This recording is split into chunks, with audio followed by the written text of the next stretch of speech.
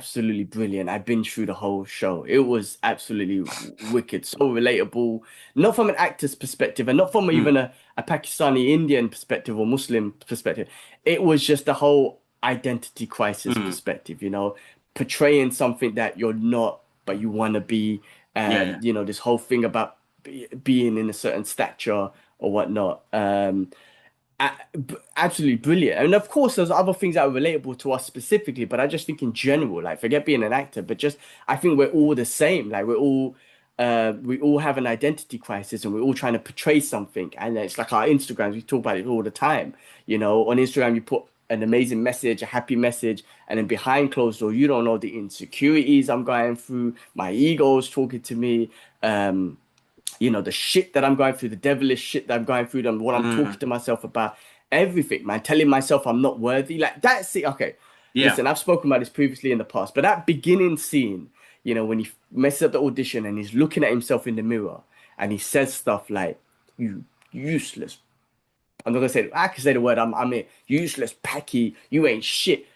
I can relate to that so much because I've done that to myself in the past. Like I've really like been vulnerable. I've done myself to that, but I do that sometimes. I look at when I do something wrong or I f something up. I really are just so harsh on myself in the way he did, and I was like, Mm. oh my God, that's me, you know. And obviously that's something that we got to work on every day and whatnot. But that was so like real.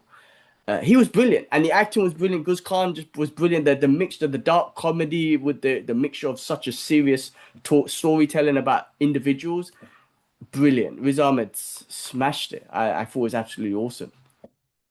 Yeah, no, listen, man, I had good fun with it as well, man. Like the writing is like spot on. The dark comedy side of it is like full on. I mean, the one thing I love is the aesthetics, the culture, the areas that we all grew up in, the places we went to.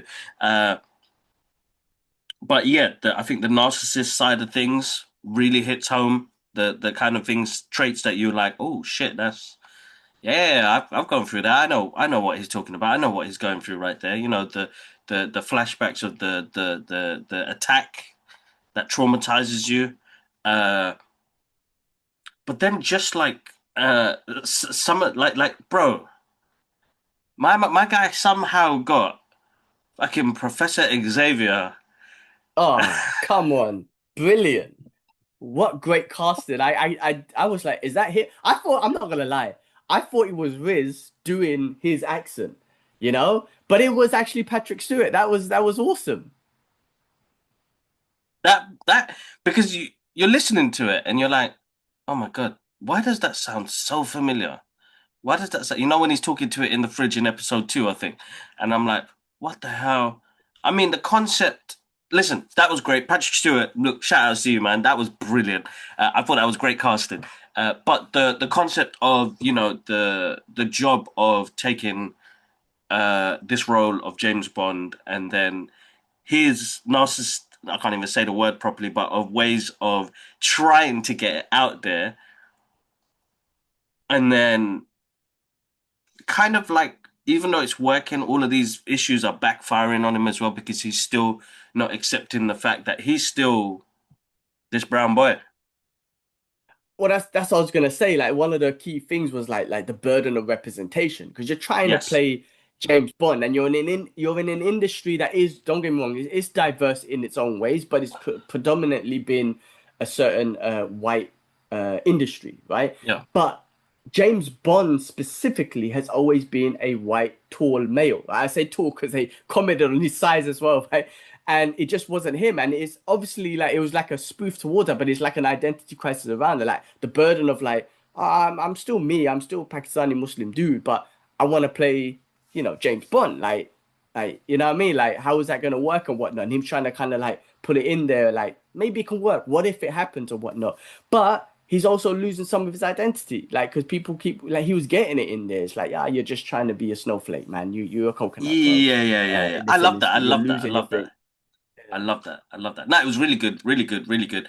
Guys, if you haven't seen it, make sure you guys check it out. I mean, that's just our thoughts on it. I thought it was absolutely brilliant. It's one of those, and it's easy to watch and digest as well, but it's really sharp writing.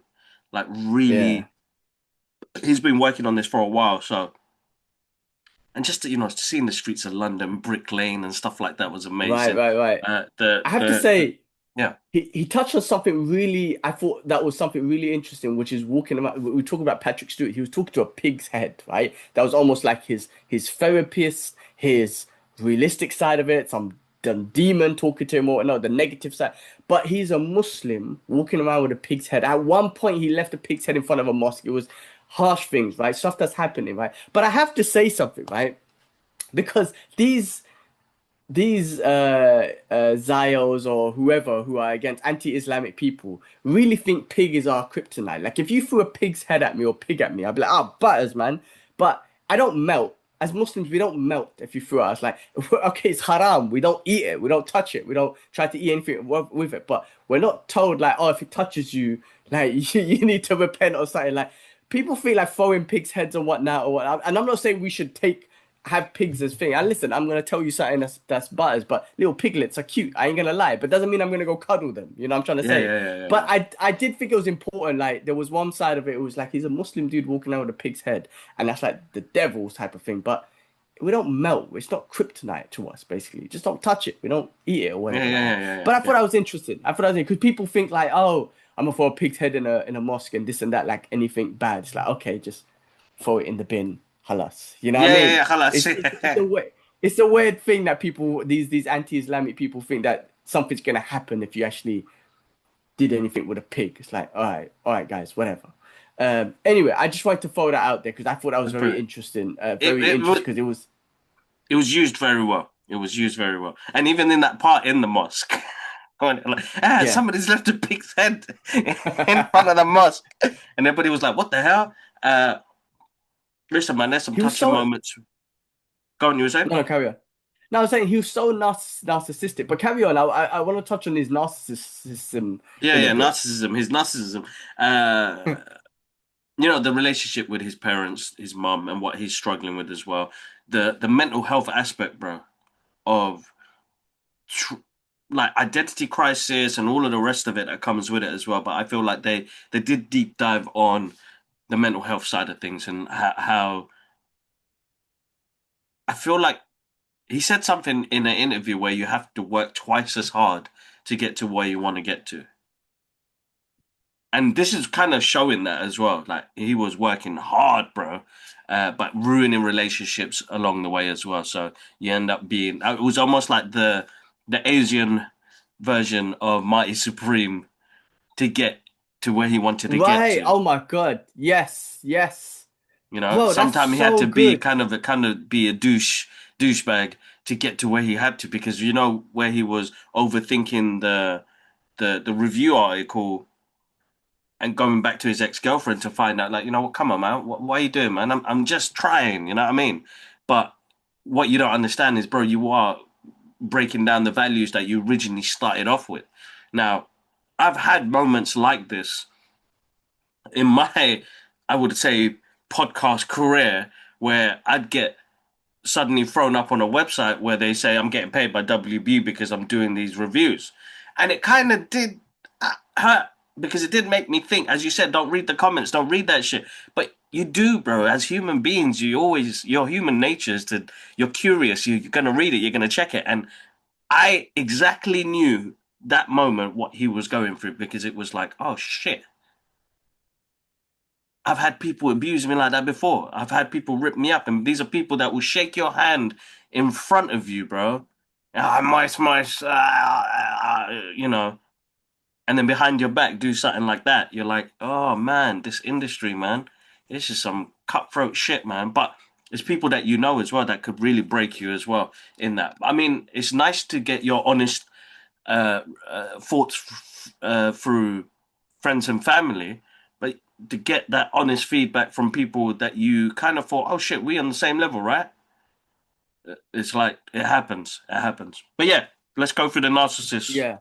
No, no, no. I narcissism. mean, you kind of touched on it, but yeah, that was a good point about him being Mm, almost like the Asian Mighty Supreme because there was that scene like everything was always kind of around him, right? mm. And he always wanted to achieve what he wanted, and he didn't care about effing over other people. That scene when he was in that ballroom or whatever it was, and Gus Khan was getting kicked out, and he was like, "Yeah, nah, I Oh, don't know him." Like that was harsh. Like after all they went through, like who he is to him as a person, and then he Yeah. just first of all, the other Asian brother stole his script, right? Or stole what he was gonna say. So there's like even within the community, they're always kind of, as you just said, right? You just Yeah. feel like people stealing from you. They're looking to get one up on you and whatnot.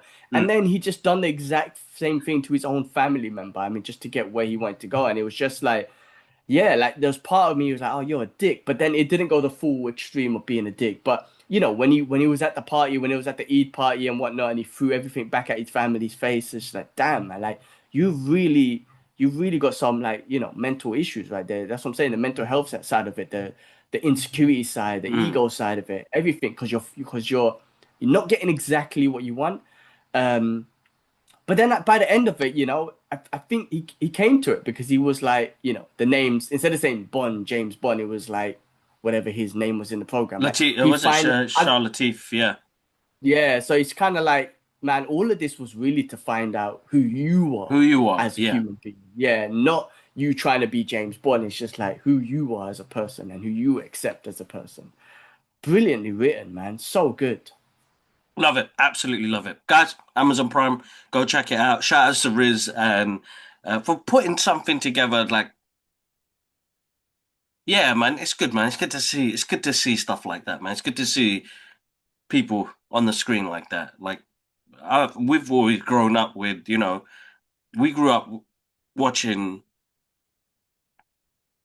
the Caucasian man. Even though we didn't see it as race, we still kind of related. Now to see a couple of more brown faces up on the big screen to kind of represent it is quite nice to see, man, because they put in stuff on there that we would relate to as well. But I mean, everybody would relate to anyway. But Yeah, yeah, that's shout out that's to what him. the key thing's Yeah, about. Because I love all the guys I grew up with, like be it in yeah, the same. 80s, Michael J. Yeah, Fox, Arnie yeah. Stallone. And listen, some of them could be Zionist bastards, so F you. But still, I'm just saying, like, loved them, all that sort of stuff, man, what we grew up with. So I don't see it that way. I just kind of see it like it's great that we're getting more. And I think the industry is shifting and it's great, like Amazon and all these sort of things are giving opportunities to whoever deserves it best. If you got a great story out there, man, just getting that opportunity is great. So I don't see it in that sort of way, man. I'm just like, just happy Exactly. that these things are coming out. Yeah. Thanks for watching, and make sure you follow us on all our socials. You got X, TikTok, Instagram, and Threads, and do subscribe to the YouTube channel for more of the long form content and the breaking news. Also, guys, if you guys are on the commute, you can find us on Apple Podcasts, Amazon Music, and Spotify. And there's some more videos for you guys to watch.